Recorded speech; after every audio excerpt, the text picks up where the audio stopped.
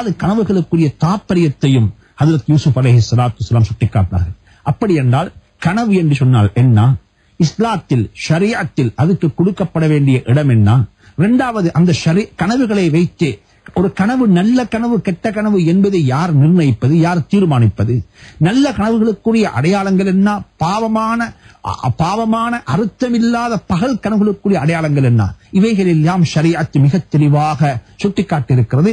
அந்த ஆயத்துக்களை நாம் வந்து சேரக்கூடிய கட்டத்தில் இன்ஷா அல்லாஹ் அதற்குரிய விளக்கத்தை நாங்கள் பார்ப்போம். இதே போலத்தான் சிறையில் அடைக்கப்பட்டிருக்கக்கூடியவர்கள், சிறைவாசிகள், இன்று ஏராளமான மக்கள் அரசியல் கைதிகளாகவும் பாவம் செய்யாத குற்றமே புரியாத நல்ல மக்களும் சிறையிலே வாழ்ந்து கொண்டிருக்கிறார்கள்.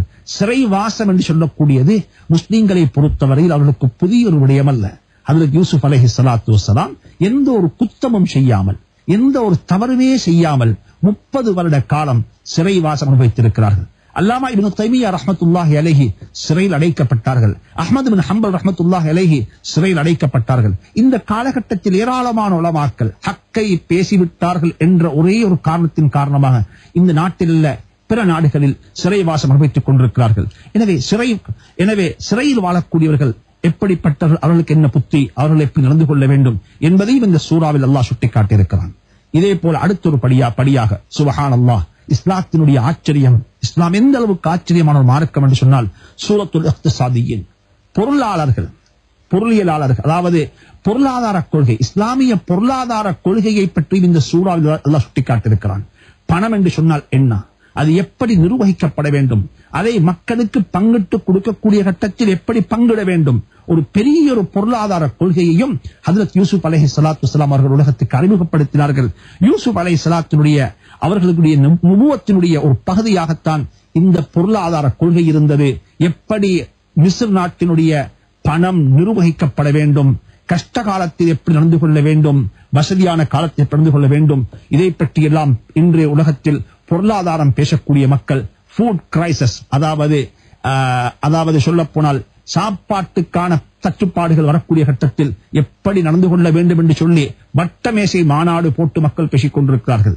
இந்த கட்டத்தை யூசுப் அலைஹிஸ்ஸலாத்து வஸ்ஸலாம் 15 வருடங்களுக்கு பிறகு மிஸ்ர் நாட்டுக்கு எப்படிப்பட்ட ஒரு கிரைசிஸ் வரப்போகுது, எப்படிப்பட்ட ஒரு அசிம்மா, அதாவது நெருக்கடி வரப்போகுது, இதிலிருந்து நம்மை பாதுகாத்துக் கொள்ள நாம் என்ன செய்ய வேண்டும் என்று சொல்லக்கூடிய புத்திமதிகள் எல்லாம் ஹஜ்ரத் யூசுப் அலைஹிஸ்ஸலாம் சொன்னதாக குர்ஆன் சுட்டிக்காட்டுகிறது. இது அந்த அடிப்படையில் ஒரு சூறாவாக இருக்கிறது. இதே போலத்தான் ஒரு தகப்பனுக்கும் மகனுக்கும் இடையில் உள்ள உறவு எப்படி இருக்க வேண்டும். சுப்ஹானல்லாஹ், ஒரு மகன் ஒரு வாப்பா எப்படி வாழ வேண்டும்.